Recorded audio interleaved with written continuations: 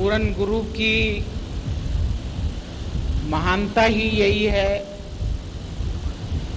संत करे आप समान।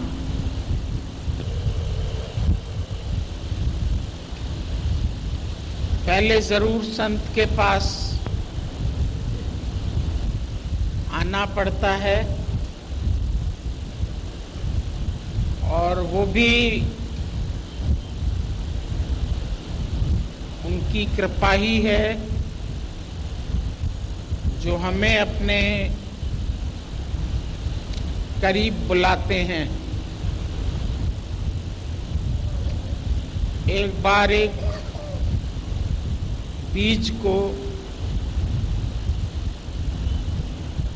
उमंग आई, क्या मैं इतना बड़ा वृक्ष हो सकता हूं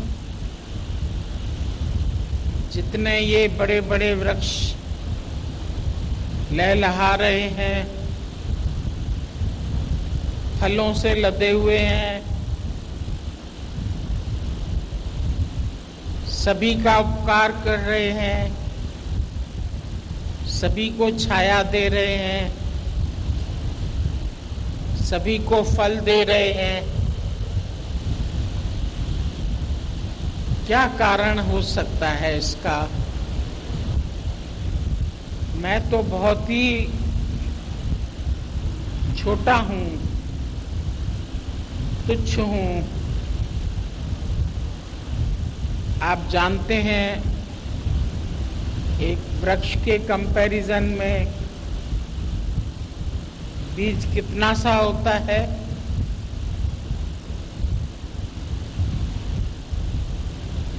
उसको समझ में नहीं आया, उसने एक उपाय सोचा, ये वृक्ष कहाँ खड़े हैं। उसने देखा सबको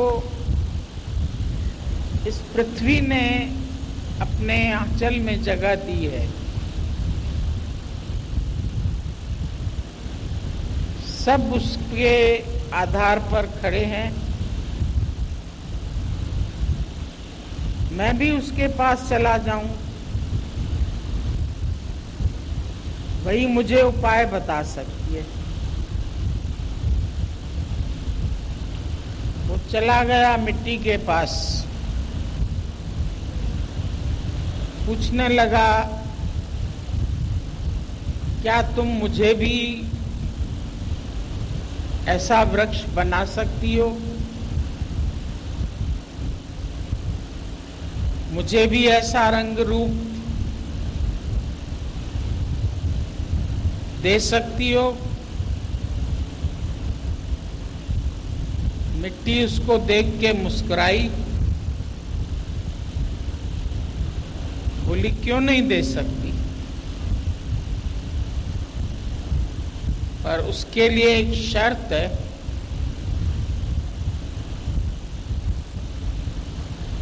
बोला मैं हर शर्त मानने के लिए तैयार हूं,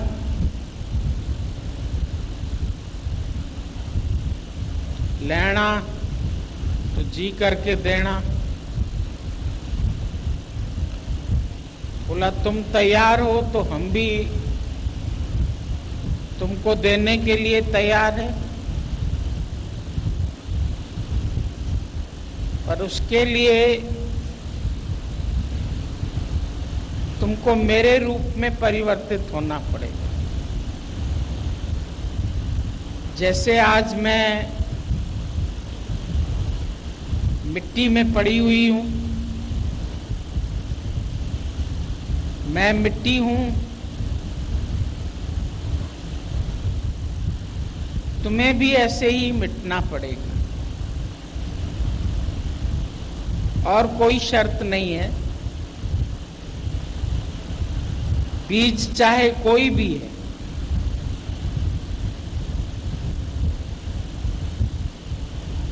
वो वृक्ष हो सकता है, पर उसको धरती माँ की शरण लेनी पड़ती। जब धरती उसको अपने आंचल में ले लेती है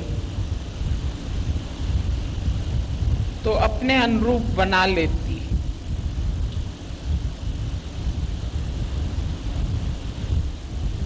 पहले उसको मिटा के एकदम मटिया मेट कर देती है, उसके बाद उसके अंदर की छिपी हुई कलाओं को उजागर करती है, विकसित करती है, बढ़ावा देती है। आज ये अनुभव आप सबको भी होगा, हमारे अंदर जो भी कलाएं छिपी हुई थी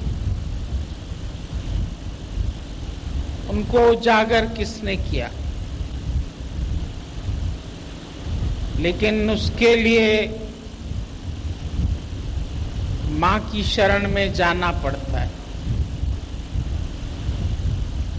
श्रुति माता की गोद में जब खेलते थे हम, श्रुति माता है ब्रह्म ज्ञान के लिए, उस बीज के लिए तो धरती माता है,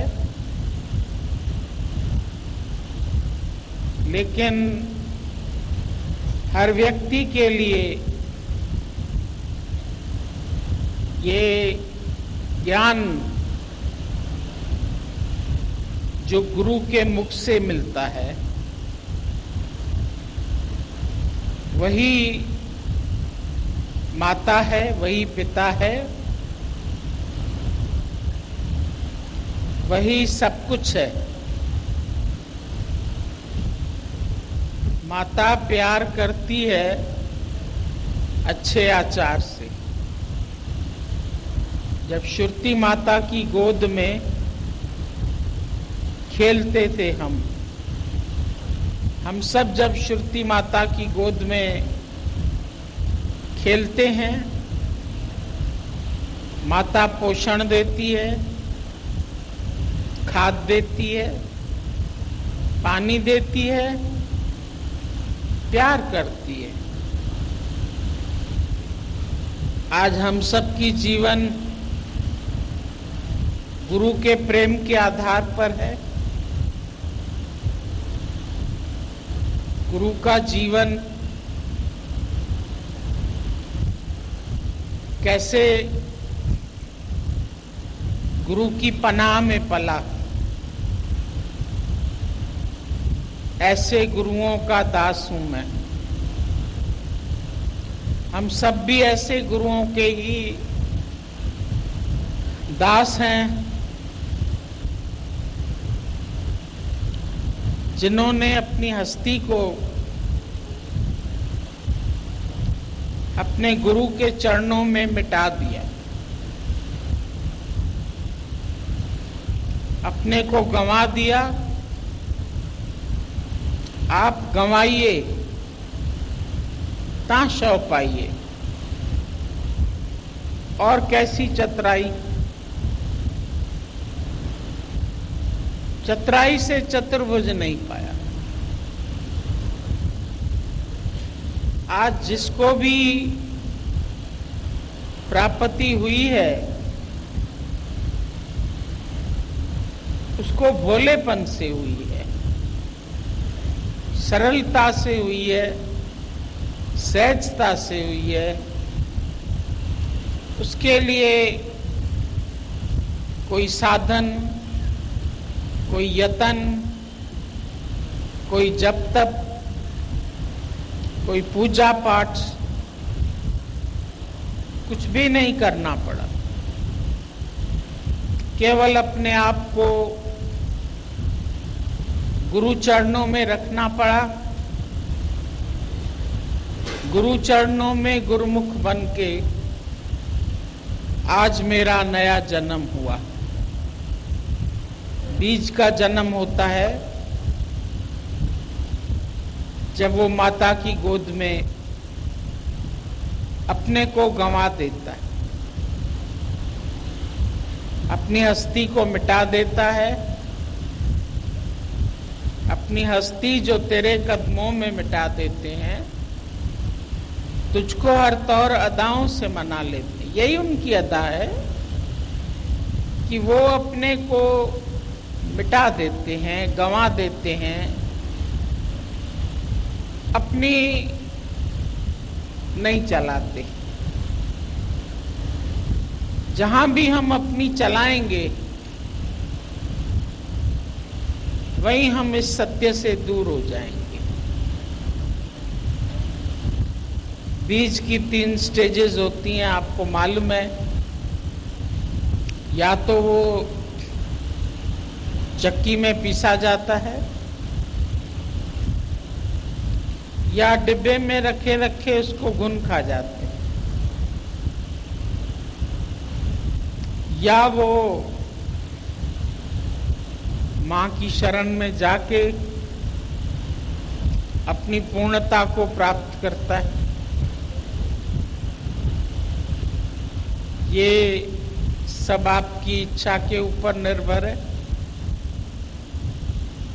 आप क्या चाहते हैं, कैसा होना चाहते हैं? Be nothing. हमारे दादाजी का महामंत्र है, be nothing and do nothing. नहीं कुछ बनो, नहीं कुछ करो, आवाज नहीं करो,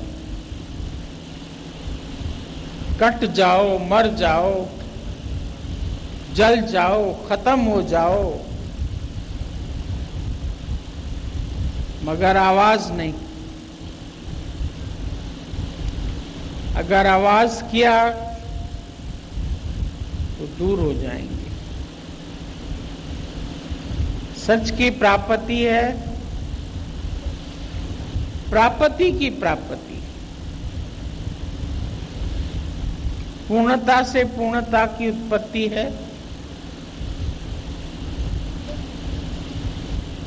कोई भी अपूर्ण नहीं है,